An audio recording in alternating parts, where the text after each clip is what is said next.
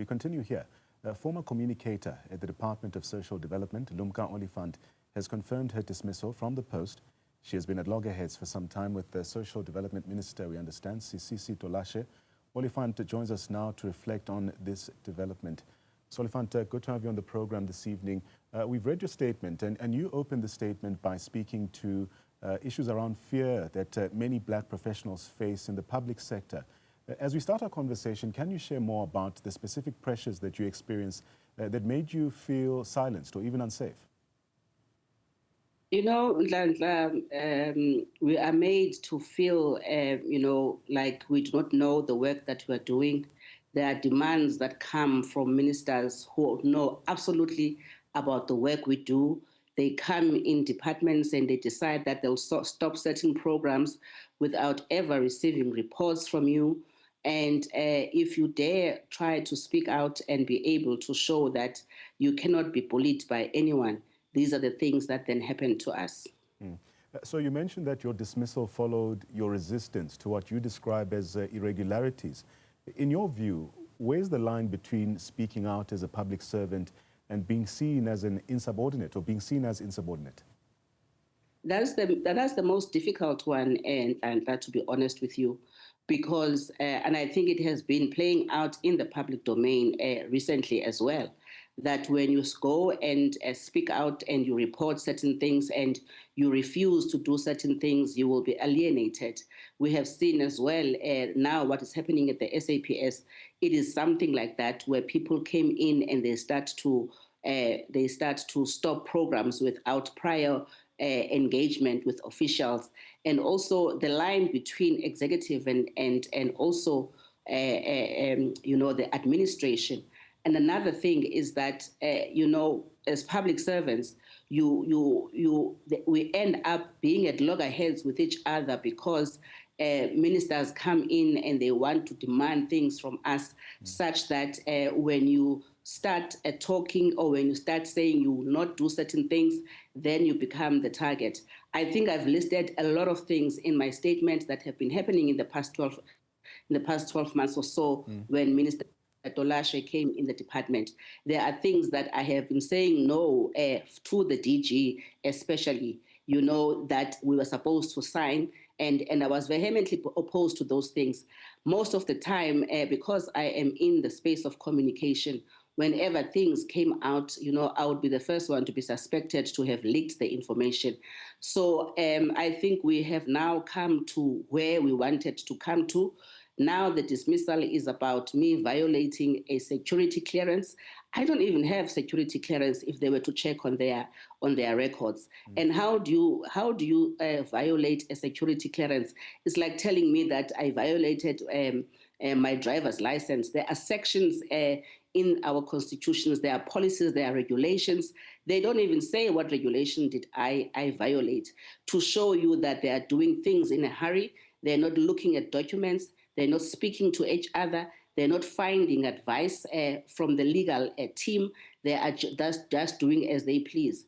Today, I got 2 letters. One was saying that I should report, I should mitigate to these charges, while there was a process that was happening that I was going to appear on November 2.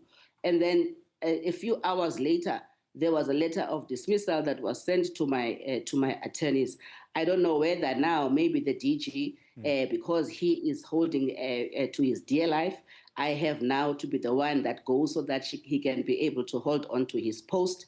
And again, Nhlanhla, I have to say that Minister can also not say that she didn't know about the 1-year contract of the DG. At least 3 times where I was involved, where Minister was supposed to have rectified this.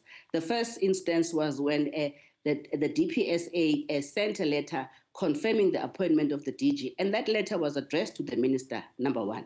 Number 2, the DA asked a question about the contract of the DG against all advice again here, because I was the one who was advising on us to make sure that we check the cabinet minutes, and Minister did not correct this thing. So I think now, forget the side shows. I think Minister is holding to his to the ministry, because I'm sure now violating and directly not implementing a cabinet decision comes with consequences. On the other side, the DG as well, now as well, he has been told to make sure that he makes representations by Monday. It's a mess, Nhlanhla, if you may ask me. But all I can say that we will all meet each other at the ballot box when we have to go and vote. I see. You call this a mess, but you've made some serious allegations about attempts to influence appointments in the department and potential conflicts of interest, especially in high-level hiring decisions. How confident are you that the processes were indeed manipulated? And what kind of evidence, beyond what you've already shared, what kind of evidence exists to back this up? I have documents, Nhlanhla. These documents were coming before me. I have a document that was written by the DG that I was supposed to support in making sure that we counter-offer the CEO of SASSA. I refused to support that counter-offer, largely because, number one, the DG had written this himself on a SASSA letterhead. On top of the SASSA letterhead, after I had supported it, he was supposed to be now supporting his own submission. You know, these documents are not written by the DG. They are written by junior officials who are in HR and then are supported by the different senior officials. I told the DG this thing and I said to him, the way they are doing things, it looked like the appointment of the CEO of SASSA now looks predetermined. I have those things, records. I'm not talking just on things. These things were coming to me because I was acting Deputy Director General for Corporate Support Services. So I'm not simply making up. I mean, I can't just say things about people without any documentation. And I must hasten to say that when the state security came in the department in January to come and talk to me about the vetting of the ministry officials, I disclosed this information to the state security official who came to visit us.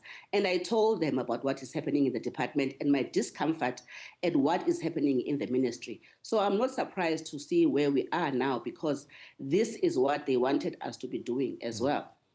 One of the most alarming claims you make is that a person identifying as a member of the Hawks tried to extort money from you. Have you reported this incident officially to the police? And if so, what has been the response from law enforcement?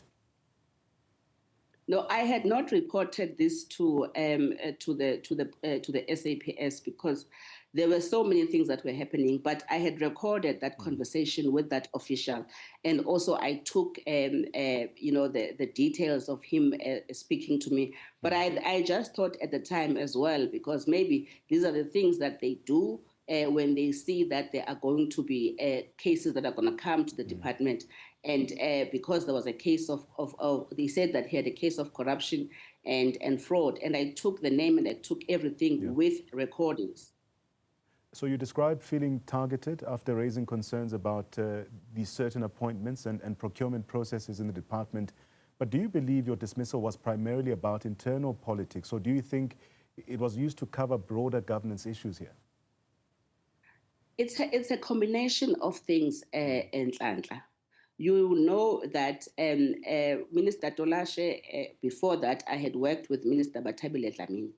And I have always maintained that every time when we are speaking about her, she believes that I'm still working with Dlamini. And I had no reason to be not loyal to South Africans, most importantly. I'm not loyal to ministers. I'm loyal to South Africans and the work that needs to be done in the department. And secondly, I would not be pushed and be bullied like what they do in Nhlanhla. I would speak up. I would say the things that I need to say. When I presented to the minister some of the work that we are doing, she could only say that I was ambitious. And I said, I don't mind being ambitious. I don't want to be mediocre. So they know that they cannot be able to break me. They know that I would always speak out when there are things that are not going on correctly in the department. With that said, there's also mention of a public protector's report clearing a Ms. Memela Kambule. Do you believe that senior officials are ignoring findings by oversight bodies when it doesn't suit their agenda? And how widespread is this problem, in your experience, at least? No, I was just painting the modus operandi of this minister. That what she does is that if she can't get you to do things, she will try and find something about you so that you are able to be bullied. Because even with Ms. Memela Kambula, if you look at the report by the public protector, she was exonerated, but already she was first suspended. Second, she was then dismissed even before her contract ended. And when the public protector released the report, she was exonerated. So it is the modus operandi of Minister Sisisi Tolashe that she would try to find something about you and suspend you with the intention to dismiss. But this is not the end of the story, I can assure you, Nhlanhla. This is just the beginning of the story. This is just the beginning of the story. And your statement discusses then a culture of compliance where people want to be in the good books of ministers, from what you say. Looking back, do you think this culture exists because of personal ambition or systematic fear or something else entirely here, Lumka? It is both, Nhlanhla. It is systematic fear that, senior managers, you find that they want to be in the good books of ministers as they come. They want to fight to get positions as well. They want to be seen to be delivering. They want to be seen at the expense of other colleagues. I mean, this whole thing that has happened now, had our DG had a backbone and not made minister to interfere, there would not be this mess that is happening in the department. So many people have been suspended, with the DG probably on Monday or Tuesday, or maybe if now he may get away with it because finally he has got me out of the system. But had he had a backbone, Nhlanhla, and drew the line between executive and administration, we would not be sitting here. Regarding the OTT platform and the communication strategy in the department, which you say was one of the department's most visible successes, do you believe there was intentional effort to undermine that work? And if so, to what end here? They were undermining the work without even having a conversation with me. If you were to ask Minister the difference between airtime and production, I don't think she would even know how even production works. She won't know how even communication is costed. She won't even know what the Children's Act is. She won't know anything in the department. That is why you hardly see her doing any interviews. This is about also undermining the work that we are doing. We had been paying exorbitant amounts of millions for communication since 2022. And then we introduced this platform so that there could be, where we can be able to showcase our work. As you would know, Nhlanhla, communication is very expensive. And also you as media houses, also you don't have the resources to be everywhere and anywhere. So coming from COVID, we learned that when we live stream our programs, you are able to get to us without even sending cameras anywhere. I had a business case that I gave to the then Minister Lindiwe Zulu, and I had done thorough work in terms of showing that if we invest in this platform, if we use this platform, and if we market this platform properly, it would be a credible place where the work of the department and the sector at large can be able to get, information. If you go to the platform, we were linking to Parliament. We were doing documentaries. We were doing everything so that when you go there, you have a memory repository of the department. When we were doing the 30 years of celebrations in Nhlanhla, I found out that there was actually nothing that we could find that was in government, except for if we went to go to the public broadcaster, for instance, and we were to pay for those visuals. So I was also trying to make sure that our IP belongs to us. So Minister doesn't understand all of this thing. And when I presented this to her, that's when she said my plan was ambitious. I don't know what she meant about being ambitious, but I made it clear that I'm happy to be an ambitious individual instead of being mediocre. Lumka, on a personal note, some might say your disclosures are emotionally charged and could be seen as a personal grievance. How do you separate your personal hurt from the systematic issues you're trying to highlight here? Firstly, Nhlanhla, I think I've been on suspension for more than a month now. I have sat and I've looked at everything that has happened. If you see that statement, I crafted it a long time ago, preparing for this day. And I knew that this day was going to come. I'm not emotional anymore. Yes, maybe in the beginning I was when the suspension came, but I'm not anymore now. This is the time for me to be level-headed. This is the time to fight for my name. This is the time to fight for everything that I've ever worked for. So, so anybody who has anything that they dispute from what I have said, they can come forward, because I'm happy to give all the evidence in the statement that I have issued. Ms. Oliphant, thank you so much for your time and sharing your experiences in such detail. Of course, we will continue efforts to get the side of the ministry and department on some of these allegations made by Lumka Oliphant.